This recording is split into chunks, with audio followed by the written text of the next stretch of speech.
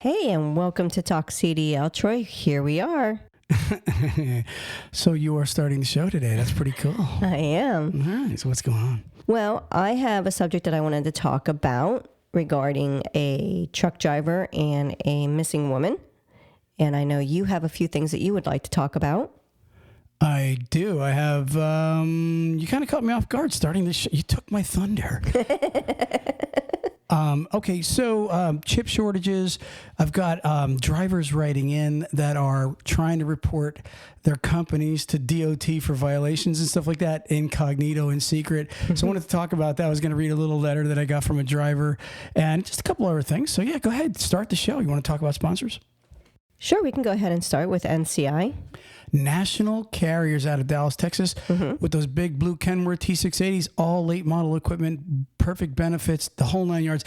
Anyways, they've got lease purchase and they've got company side. Call them at 888-311-7076 and let them know that TalkCDL sent you over there. Ruthan, who else we got for a sponsor today? Well, you are wearing Carter Lumber shirts, so how about we go ahead and say shout out to Carter Lumber. Carter Lumber, shout out to Carter Lumber. Looking for local drivers, Class A and Class B, carterlumber.com/TalkCDL. That's carterlumber.com/TalkCDL, and it's all local home everyday positions. Check them out. Let them know TalkCDL sent you over there, Ruthan. Also, LoadSmart has this camions.io /TalkCDL as an address for their break-even free calculator, which is awesome. It's not just for owner-operators, for small fleets and for large companies. So Camion, brought to you by LoadSmart, their break-even calculator. Check it out. Download it. It's free. Start using it today, and it'll help you curve and save money and all kind of things you're doing. That's KAMION.io /TalkCDL. That's KAMION.io /TalkCDL. It's not easy to read while you're looking into Ruthan's eyes. She's looking at me like, all right, you're messing up. One last sponsor. I'm not. One last sponsor. I like to put the sponsors in the beginning of the show so drivers can, hear. And guys, if you haven't called our sponsors or check them out, pass the name on. These are people that sponsor the show that allows us to keep doing what we're doing. Again, check them out. Check out our sponsors and let them know that we sent you over there. And the last one is Drivewyze, which is an app-based company that really allows you to bypass the scale houses. And it's a really cool thing. If you're a small company or a company that your drivers are saying, hey, we want to be able to bypass the scales. Truck drivers leave companies and go to ones that have the ability to bypass the scale. And it's Drivewyze, and it's spelled this way, DRIVEWYZE.com. That's DRIVEWYZE.com. Check them out today. Ruthan, what do you got? You're leading. All right, you know how I am extremely so nerdy when it comes to forensics and anything like that, right? You're definitely nerdy. Go ahead. Okay, so in 1988, this young woman decided she was going to go on a trip, and she went missing. So I'm going to read the whole article. What was the year?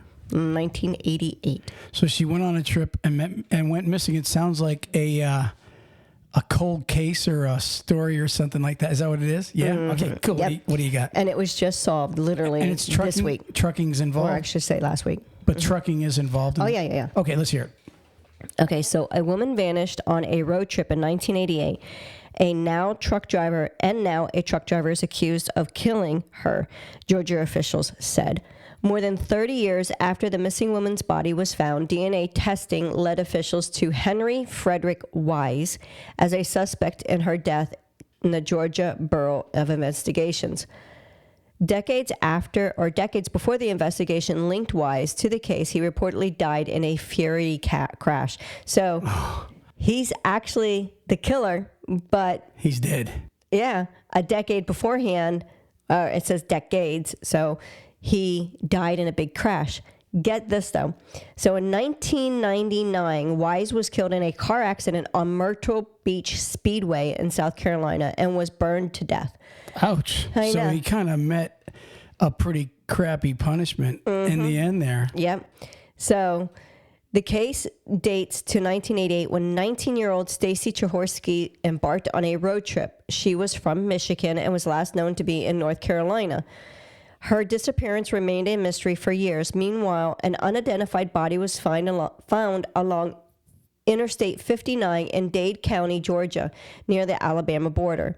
Investigators said that they looked into the case for years before turning to a new type of genealogy investigation. That tool helped officials to determine that the body belonged to Chihorsky. The biggest problem in being able to solve the case is they had no one to identify the victim, so they had no way of a starting point. Now we have a starting point, and that's a big jump for them. So they found out who the body belonged to by doing a genealogy testing. So basically what they did is they found DNA evidence at the crime scene, but because it was back in 1988, they didn't have the means to use this DNA evidence. So now they're able to start using it, and they were able to find out who that belonged to then. Well, and the genealogy, it's funny you're talking about this genealogy DNA thing.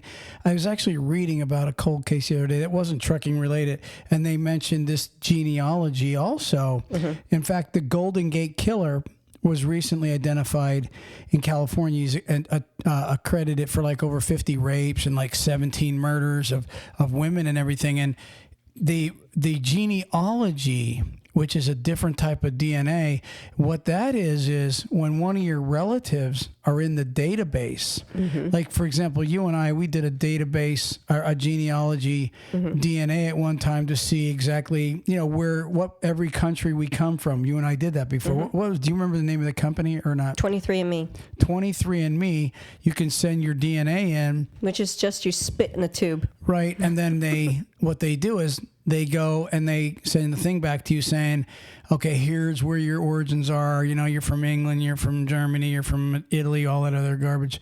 And so this is what happens with a lot of people that are in the DNA. And maybe you didn't get in there for that reason, but now they're legally allowed to search not just DNA, criminal DNA. They're now searching everybody's DNA. So what happens is the DNA matches family. Mm-hmm. So there's a pattern there when they see, oh, wow, this guy's got a similar DNA to the Smith family or whatever the case is. Right. And that's exactly how they probably caught your trucker guy, right? It is. Yeah. Exactly. So it's the first time that they know of that this type of genealogy testing was actually able to link not only the victim, but pull out the suspect at the same time. So it says, let's see. Officials had made the discovery after they found DNA at the crime scene but couldn't match it to anyone. According to the FBI, investigators also had thought that a truck driver was involved because of, I guess, where it was at and so forth. So they already kind of had an idea that a trucker was involved in it. So the GBI, which is the Georgia Bureau of Investigation, began to interview family and obtain DNA swabs for comparison to the profile created through the genealogy DNA and identified why. So they were able to positively identify him then through different DNA swabs that they received from family members of his. And so imagine that when he gets the knock on the door. Well, he was dead. He was already dead. Well, not to cut you off, but that guy that I was talking about the other day, he was 68 or 78. He was like in his 60s or 70s. And this was just last week or last month or the month before they finally knocked on this guy's door. And here he had murdered this young he was 41 when he did this crime. He murdered a 19-year-old girl. Mm-hmm. And now he's in his mid to late 60s. And all of a sudden, just imagine the surprise on your face. I mean, you got to be always looking over your shoulder. You know what I mean? Like, you're looking over your shoulder, waiting for that day. And then I guess maybe after a couple decades go by, you might think, okay, I'm in the clear. Yeah, and arrogance about it. And so what they did was it was the same genealogy as you're talking about, right? And what happened was they started, I guess, trailing this guy around, and they waited for him. It was either a cigarette butt or a coffee cup. Mm-hmm. I think it was a coffee cup he threw in the garbage at an airport or something. And they went and took that, and then they went and, ran his DNA. And in the meantime, they got the DNA back and then knocked on the guy's. Imagine the knock on the door, and there you are with a whole family. Mm-hmm. You got a wife and kids and grandkids and all that stuff in your life. And then all of a sudden, a task force knocks on the door, puts you in handcuffs, arrests you for the murder and probably rape of a young girl roughly 20 to 30 years ago. I think it was 27 years ago. I actually remember this. It was 1995 when this happened. This young girl, I don't remember what state it was in. And well, you said Golden Gate, didn't you? No, that was a different guy. The Golden Gate, yeah. This was a different guy.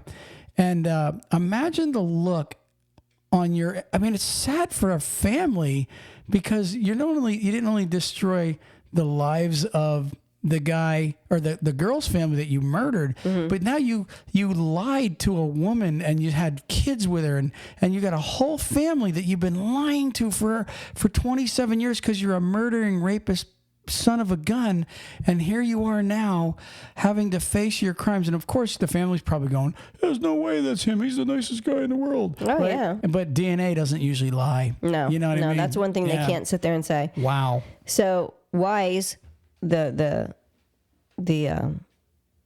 accuser, was also known as Wise, was 34 years old at the time of the crime. Officials said he was traveling through Dade County on a regular basis as part of his route. At least we can get some answers for Stacy's family, and they can go to bed knowing that their daughter's killer, their loved one's killer, is now not out there to prowl anymore. So basically, that was the end of the whole thing because, got caught off into your story and lost mine.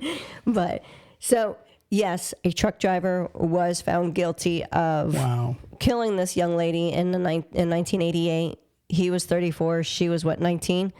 And 30 plus years later, they were able to find out who killed her and know that, It's sad because the family probably wanted justice, but he was killed in a fiery crash. Well, they could have thought that he already got justice. I mean, a lot of people believe in fate and believe in karma and all that other kind of stuff. So they could have thought, hey, he got his own because the death penalty when they do the injection is, you're done. It's humane. Little pinprick. Little fiery car. You're going, okay. I'm melting. Yeah, that's true. So, I mean, you die in a fiery. It's painful. Crash because you're going to be burning before you inhale all the smoke. Yeah. You're getting you're getting a little hot under the collar. Yeah. Wow. Off he is to meet his maker. Also, could be a bad thing too. Right. So, all right. Well, that was an interesting story, but my advice to anybody is keep your nose clean because it's getting harder and harder to avoid and duck. You know what I mean? They're catching up with you guys. Yeah, you can't get away with it. We've done stories before on serial killers that were truckers. And, obviously we wouldn't have been doing a story on them if they hadn't gotten caught.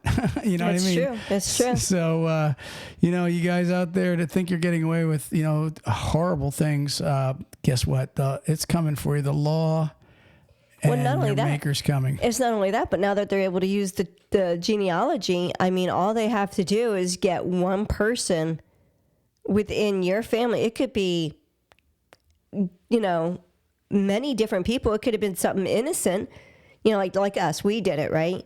It could be something innocent, like a great uncle of mine or something like that might have done something really ridiculous over in Wales. Yep, and because you're in the database, I'm in the database. They link your DNA and they go, okay, the DNA found at the crime scene matches that family. Yeah, this lineage. Well, they said since that genealogy DNA is being used now, it's only been used for a couple of years. Okay, they said that it's skyrocketing cold cases. Yeah, I have nothing wrong with that.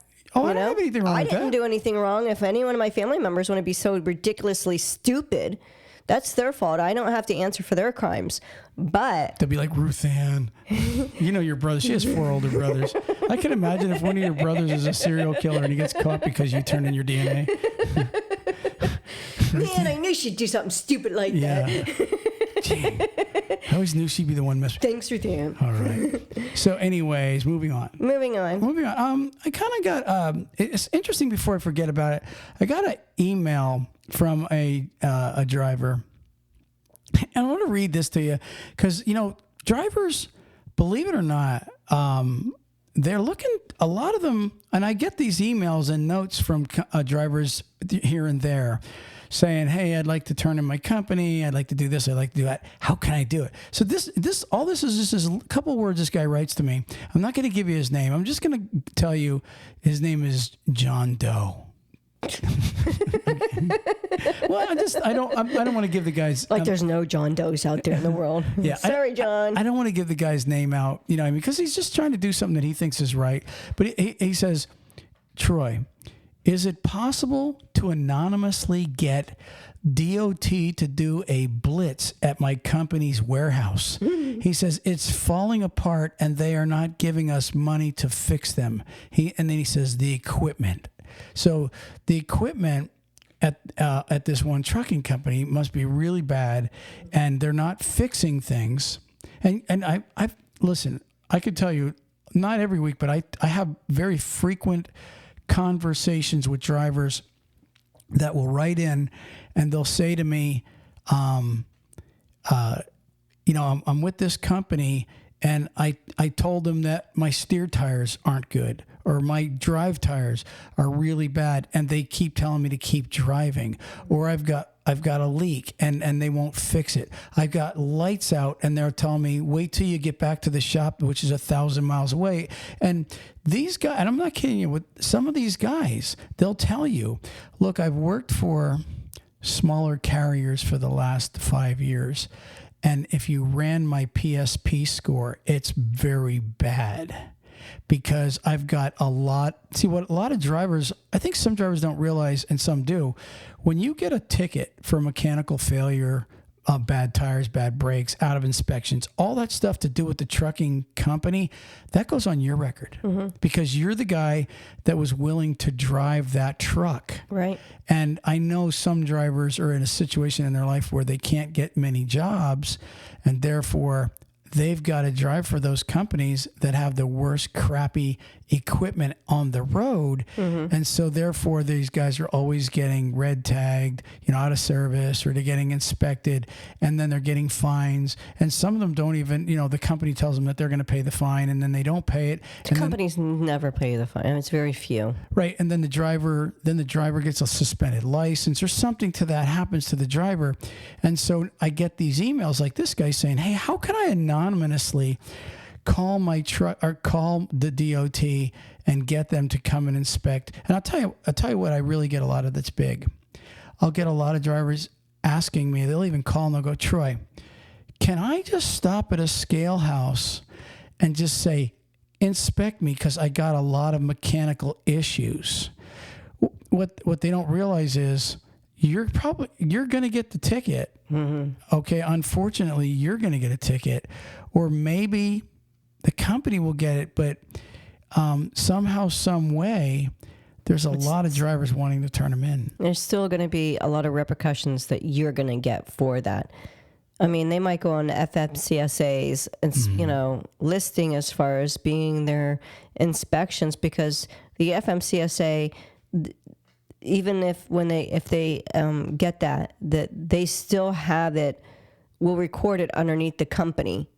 So if you plan on going to a company, that's one of the good things to do is when, before you go to their orientation, pull them up on FMCSA and look at what their statuses are. I mean, it will show that they're still, what their service and stuff is, but you could also pull up their accidents, and you could pull up their inspections and stuff. And it tells them, if they have a lot of them and it's showing a lot of crud on there, be leery on whether or not you want to go work for them because of that incident. You don't want your PSP to get the downfall of it. Mm-hmm.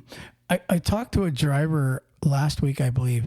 He said he was going to this trucking company, went to their orientation, and he said before he had gone to the orientation, the recruiter told him that he was getting a 2023 blue Kenworth T680, a real nice truck, right? When he got there, he went through the orientation, he said, I guess it was a lady that was running the orientation. He said they were handing out trucks, and he said, "Where's mine at?" Right, and she points over in the yard, and she goes, "That one there," and it was on the back of a rollback that was wrecked. It had like body damage and all kinds of stuff to it, and it was a 2018 with quite a bit of miles. And he said, "That's not what I was promised. I was promised a 2023." And she said, "Well, you got to get in line because there's already drivers ahead of you for those new trucks that are going to be coming in, and they're not in yet." So I guess the company didn't think they were lying when they said, "You're getting a 2023." And he said they actually told him that the truck was there waiting for him, I guess.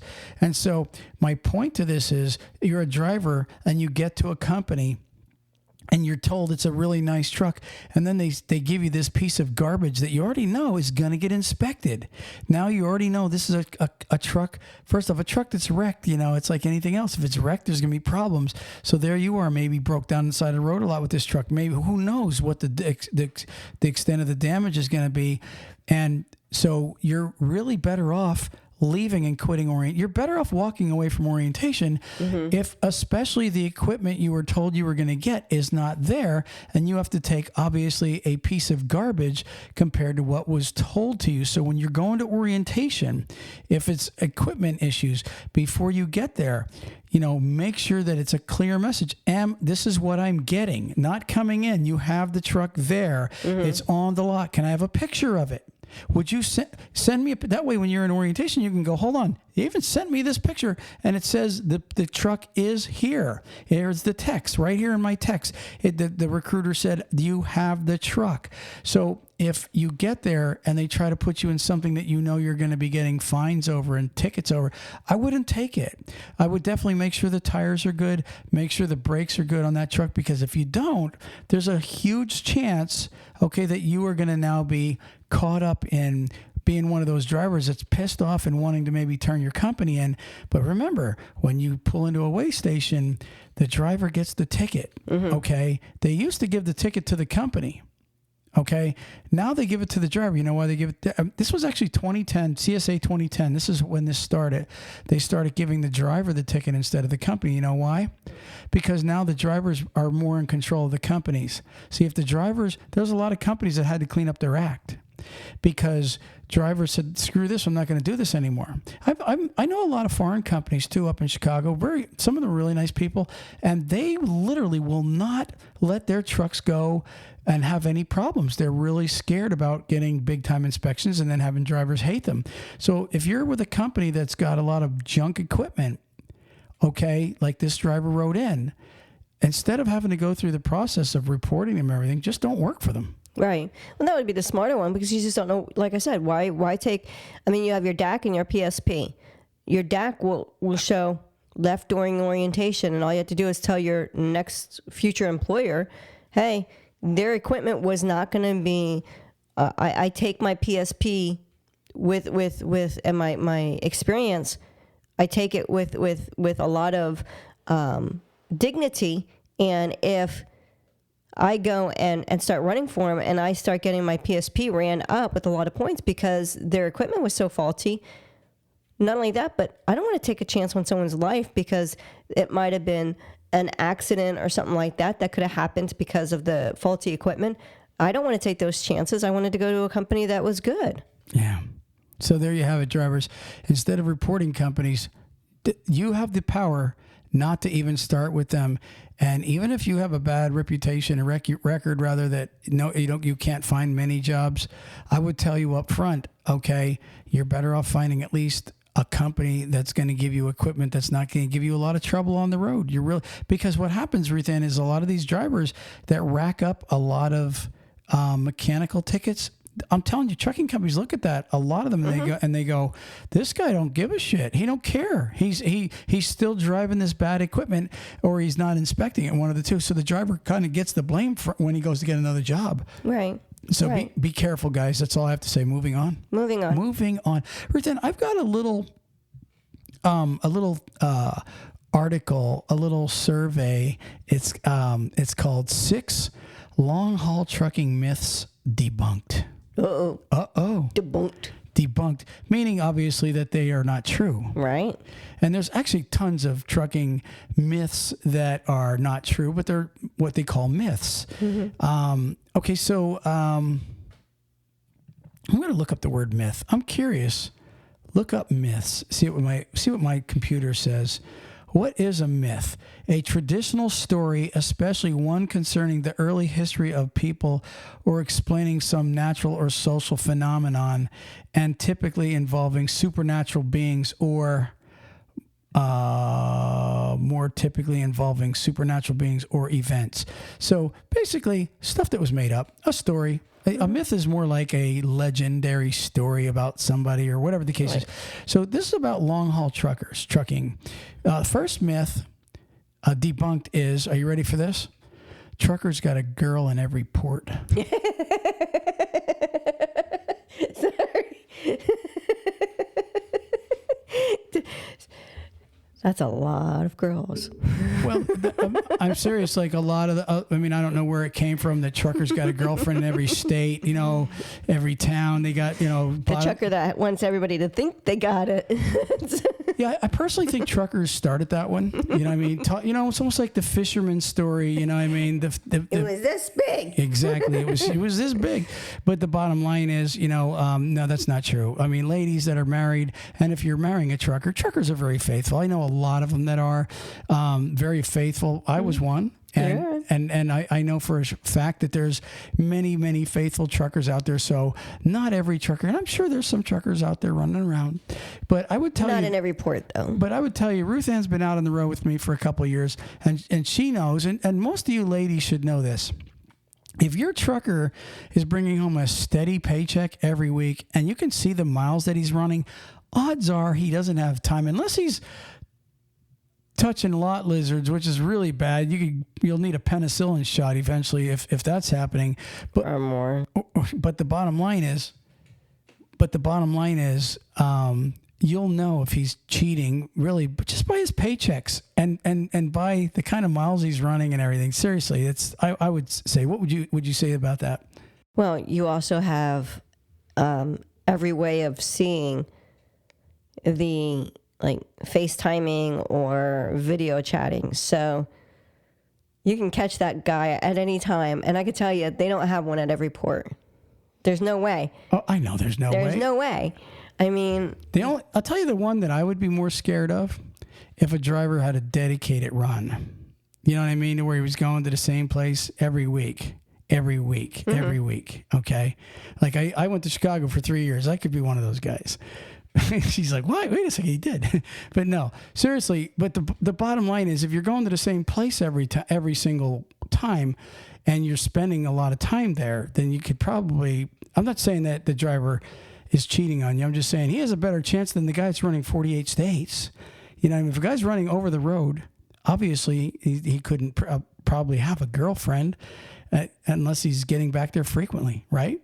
Well, I mean, and honestly. I mean, if you want to be really truthful. Yeah, I want to be truthful. No, you don't. You always lie. I'm kidding. If you really want to be truthful, the best way for a driver to cheat would be... Are you telling them how to cheat? When they leave the house, like say you're driving still, right. You would leave the house on your way to wherever, you would pick up your girlfriend and take her on the road with you. Oh, yeah. That would actually be the easiest way, because stopping here and there at different places, I mean, let's say you had a girlfriend in Atlanta. First of all, where are you going to go? You're going to go to a truck stop in Atlanta. She's going to drive her car to see you, and you get like a couple of hours, and then you're gone. You're gone again. So you're saying the guy that's probably cheating is the guy that's picking up a girl in the same area as the wife lives, in the local area, and she's going with him, or maybe in the next town, but not a couple states away. Well, maybe even the next state, depending on what state it is. If you're looking at Mississippi and Alabama, I mean, it could be next to each other. You don't know that, but I'm just saying it wouldn't be too far away. But there are known cases where a person had a girlfriend in another state. I mean, Yeah. Oh, yeah. I mean, lots of them happen. I'm not saying that there isn't guys cheating. I'm sure there's plenty of them doing that. But I would just like to reassure some of the ladies that if you got a guy that's bringing home the same paycheck and he's running hard, there's a good chance he's really not cheating. I would be more leery of the guy that, you know what I mean, he has a good paycheck and then, you know, a lot of times he's sitting and you see him sitting in the same area. You know what I mean? Yeah. I do GPS location, so I can pick up my phone and I can hit Troy and I can find out where his location is. Yeah. So I mean, and if to be honest with you, if you're not cheating, it shouldn't bother you to let each other know where you're at. You know what I mean? To be able to FaceTime and know where each and that's a good thing. You know what I mean? FaceTiming and like you said, GPS. And all that other good stuff. So that's myth number 1 debunked. So not everybody's that's actually humorous. Got a girlfriend. Okay, how about this one? Truck drivers, myth number 2. Truckers don't get showers. They're just dirty, stinky people. Pew, pew, pew, pew, pew. Exactly. What was that on? Oh, that was on Howard Stern. All right. Yeah, exactly. Yeah, that's a debunked. I mean, I could attest to that. I was over the road for many years. And you know what? Back in the day when I was driving, if it was like 50 or 75 gallons of fuel, you got a free shower. And we always built up showers. I got a shower almost every day as a trucker. But I will tell you, this is the truth. As a truck driver, you don't have to change your pants like a pair of jeans do not stink if you wore them 2 days in a row, or if you took them off and then wore them 3 days later. If you're not sweating and you're in a nice air conditioning truck, that does not smell. If you go 1 day without a shower, it's not going to kill you. But if you can start smelling yourself, then you need to get a shower. But that is definitely a myth alone, because absolutely not. Truckers get free showers in many cases. And it's really, and for be honest with you, most truckers that I know are very clean people, very, very hygienic. I've known truckers, Ruthan, where when you get in their truck, you take your shoes off. You are not getting in. In fact, they don't put their shoes in their own truck. They get up on that step and they kick their boots off, right? And they put a pair of bedroom slippers on or sneakers to drive in. You know, just the different kind of shoes, like a slip-on sneaker or something. And it's always, and that sneaker doesn't come out of the truck. When you see the rubber in their floors, you're like, wow, this dude's serious. Their armor all got a little dirt devil right there for, you know. I'm telling you, I knew a lot of truckers like that. So truck drivers are not dirty pigs like some people might think. Okay, they're not. I mean, don't get me wrong. I've seen some dirty pigs already too. Okay. Myth number 3, truck drivers don't make a good living. Yeah, they do. Well, we know they do. In fact, we on our last podcast, we talked about wages and you know, that, you know, a lot of them are actually happy now with their wages. Truck drivers, their wages in the last couple of years have really come up well. And so I would say there's the guys that don't make a living at trucking right now are probably your students. And the sad part about that is these big companies that hire them, I think they need to bring their wages up. You know, I know they're not worth as much as an experienced driver, and I'll tell you why. This is because I've talked to companies, and here's how they look at it. The reason why an inexperienced driver should not be paid like an experienced driver is because the majority of your inexperienced drivers cost the company more money in little fender benders and accidents. Like if you look at somebody like, say, the group that has under a year experience, for example, okay, that class of truck drivers is generally going to be paid less for the simple reason they have more backup incidences. They tear off more, you know, stacks. They just all the little stupid accidents, the backups that, you know, at a truck stop. Those are the guys that cost the trucking company money. So therefore they don't pay them, and rightfully so. But with that being said, if you're a truck driver and you're a student, you know what it's like to leave your career, go through trucking school, and then get $500 to $700 a week max, minus taxes, and be gone for a good month before you even start with your normal wages. So a lot of these guys that are just starting out are really crapped on. I think students should be paid more than they are. I really do. I think a lot of companies would probably retain more drivers if they paid them better in the beginning. I think their retention would be a lot better. I do understand they're not worth as much. I get that because they don't, have the knowledge and they aren't as cautious, but they will be. But still, to pay them $600-700 a week, right? I think that's the going rate for a student right now in 2022. $600-700 a week as a student minus taxes. It's crap wages, and then when they come out on the road, their wages are a lot less than the guy that has 1 and 2 and 3 years experience in many cases. So, that myth is partly correct that truck drivers don't make good money, but there's also a lot of truck drivers that make good money. So it's kind of a half myth. Right. You have to break that down if you know what I'm saying. What do you think? Well, I think the ones that don't make, like you said, they don't make any good money, it would be lazy ones to where they're not running when they have the opportunity. That too, yes. Some of your local drivers, here in Florida, local just really doesn't make any money. They're hourly rated and they're really low. And you bring a valid, good point up, Ruthan. It depends on where you're at. If you're an over-the-road trucker, and it doesn't really matter. It depends on where you live more than anything. Right. If you live in Florida, Florida drivers are generally kept out on the road longer.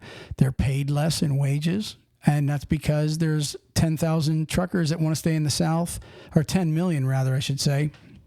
And they've got a long line of truckers they can hire versus if you go up to Pennsylvania in the Northeast, they pay them more because it's harder to find drivers up there because there's a lot more manufacturing companies and everything to where there's a lot more freight in the Northeast. So, yeah, you're right about that also. So, yes, that is a myth. And no, it's not a myth. That particular myth that truckers don't make good money. Some do, some don't. Right. And that's the truth. Mm-hmm. Okay, myth number 4. Okay. Only men can drive a truck. No. I'm surprised that that's even up there. It's definitely a myth. In fact, a lot of companies, believe it or not, I think it's less than 9% of the trucking force is women, but a lot of companies love to hire lady truckers. Because we're good. No, not because you're good. Because it's not really. I don't. Yeah. Look, I'm not gonna say you're not good. I'm gonna say, but a lot of ladies take care of the equipment better. It's insane. We're good. Like, especially when it was all stick shifts, a lot of ladies, they weren't torquing the truck, flying, redlining it to shift the gears and everything like that. That's not a woman. They actually drive it with more sense. Believe it or not. Don't get me wrong. There's a lot of men that are great drivers. Mm-hmm. And as far as the handling of a truck, I'm not going to say women they're not better than a man. There's absolutely not even going to come close. But they are more courteous and they keep the truck cleaner and they do take care of the equipment. The majority of women take care of the equipment. There's a lot of men that honestly abuse their equipment in all kind of ways. So, well, let me name a few other things. Another one is we're more sociable. Well, what the hell does that have to do? Let's hire her because she's sociable. No, I'm saying as an all. So I would take better care of the truck. Yeah, but what is use being sociable? I would drive the truck better. You wouldn't drive it better. I would. You're not going to drive it better than a man. You're not going to drive. You're not going to drive. I'm not going to be cutting people off. I'm not going to run. Super four-wheeler. I'm sensible. It'll definitely smell nicer with you in it. Because I know you have like your little, what are they called? The little air thing. My diffusers? You have like diffusers. Like if we go to a hotel, Ruthan brings a diffuser and she's always putting the diffuser to work. But I'll give you. Let me give you the rest of the reasonings. But I'm not going to give you that you're better. You're not a better driver. I'm better at the docks because when I walk up to them, I'm not going to be mean. I'm going to be sociable with them. I don't think that's going to work. Eventually, you'll be in fights at the docks, especially cold storage houses. There's no being nice to people in cold storage houses, whether you're a man or a woman. When you pull up to those cold storage houses, those people that work in those warehouses are just generally inviting fights. So you wouldn't be any better at that than the man. So, but no, I'm just saying that, it's women can, that's definitely a myth. Women can drive a truck and some as good as a man too. I was good. I just couldn't back the sucker up. There you go. Myth number 5. You ready? Yeah. Myth number 5. Truckers are not safe drivers. It says, actually, long-haul drivers are some of the safest fellows on the road. This career is one that puts safety at the top of the priority list. Drivers go through extensive training. And, you know, I want to say that's correct. That's a big myth. Yes, there's truckers that are unsafe drivers, but there's four-wheelers that are unsafe. But the bottom line with that, I think the majority of them are safe, because I go down the highway all day long and I don't sit there going, that's a bad trucker, that's a bad trucker, that's a bad trucker. Every now and then I say, hey, he's all over the road. But for the majority of the times, you don't even notice a truck because It's only like maybe 2 out of 10. Maybe not even, you know, but they're most of them are going down the road at a good pace. See, a trucker's taught to look as far ahead as he can. He's always looking in his mirrors. He's constantly monitoring everywhere he's going. A good one is. Mm-hmm. And so I would say the majority of truckers are very safe. So that's definitely a myth. I'm going to definitely say that's a myth. Myth. Mythbuster. M-Y teacher. Okay, and last but not least, number 6, the myth that says truck driving is a lonely profession. And I'm going to say again, that is a half myth, because it is a lonely profession. There's a lot of drivers that are out there that are lonely, 100%. In fact, we're going to be talking about a hotline for drivers on our next podcast, probably, that where truckers can call if they're lonely and can talk clean, no dirty talk or anything like that. But so I would say that's a half myth. Well, I think any profession. I mean, you could be a doctor or whatever. You can be any profession and still be lonely, because it depends on how much in your head you are. Yeah. You know, you could be a person that's a lonely person and have everyone around you. There's people that are total social, but it's not me doing it. Your arm. Anyways, go ahead. But you're right. It is a It's a chemical imbalance in your brain if you're depressed or not. Well, if you're one of those people that get depressed, you're going to automatically think you're lonely. And this says it's a myth because truckers are always meeting people. They're always, busy.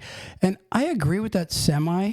Because they're in the truck driving for because 8 to 10 hours? They're meeting shippers and receivers. They're at truck stops and they're meeting new people all the time. So they kind of got a social life. They got the CB and blah, blah, blah, blah, blah. They're saying that they're not lonely. I thought you said they were. No, this is saying it's a myth. This is saying truck driving is a lonely profession. It's just supposed to be a myth. Oh. And they're saying, no, they're not lonely. I'm saying that's a half myth also, because I know for a fact there's a lot of lonely drivers out there, because we've seen articles on truckers and they've shown videos where you see truckers that are in a truck stop and just sitting alone. And you could tell that they're lonely instead. So I would say that some are lonely. I really believe that. And they miss their families and some of them are just not social. You know what I mean? So if you're an unsocial person, you are going to be lonely in a lot of predicaments. But I would think generally... Or you haven't showered. Yeah, I would say with today's... We talked about it earlier. Today's FaceTiming and ability to be really right there with your family going down the road. In fact, there's a lot of truckers that have their phone mounted on the dash and their wife or kids are there talking to them a lot of times every day. Mm-hmm. You know what I mean? Hey, talking about their homework in school, or talking about, I miss you and here's what we're having for dinner. Just kind of going through a daily routine, or maybe they bed down for the night and they got their FaceTime on and they're talking to their family. So I would say that it's less lonely today than it was back then. Oh yeah, definitely. I agree. Back then it was, payphone. Today it's, Well, they used to have the phones. Remember when they used to have the phones at the tables at the truck stops? Yeah, sure. But now today it's George Jetson. You know what I mean? You push a button and you're on screen talking to somebody. So I would say that article was half right, half wrong. Mm-hmm. I'd like to know how old when was it? I debunked the Mythbusters. Yeah. I mean, it's a recent article. I'm sure it's recent. I'm just saying it. The myths. Ooh, got a lisp there. The myths that they were trying to, the things that they were saying just sounded weird. Sound like Mike Tyson. I'm kidding. He's gonna come punch you out. Okay. I'll be like, Dexter. All right. Dexter's our dog, by the way. Everybody's going, what the hell is she talking about? Okay. Ruthan, that is the myths. That is the podcast for the week. Right there it is. So do you have a word of the day today? I do. You do? Let me turn it up for you. Tell me when you're going to hit it. I'll turn up the mic, the cloud buster. Ready? Yep. Counterpane. Do it again. Counterpane. Poucher pain? Counterpane. Okay, that was kind of weird. Counterpane. All right, so what is counter pain? Just take a guess. It's, I don't know, you got pain in your right knee and then all of a sudden it's in your left knee? I don't know. What the hell's counter pain? A bedspread. What? It's a bedspread. Like I would have even ever gotten that. If I had 10,000 guesses, I would not have ever guessed a bedspread. When I seen this one, I'm like, I would have never thought that. I would have thought like, like they say like a windowsill. I would have thought it would be something like, like you have your backsplash of your counter and then you have your counter. I would have thought, oh, it's maybe some part of that, like the little rim that goes around the counter, like if you have the Formica and you have to put that little ledge going around it. Yeah. I would have thought that. No, it's a bedspread. Okay. Well, I would say that's a crazy one. Just to recap, I just want to say this to trucking companies. You guys have been warned, okay? Be careful. A lot of drivers are looking to turn you in. All right. I mean this sincerely. I wanted to say that earlier.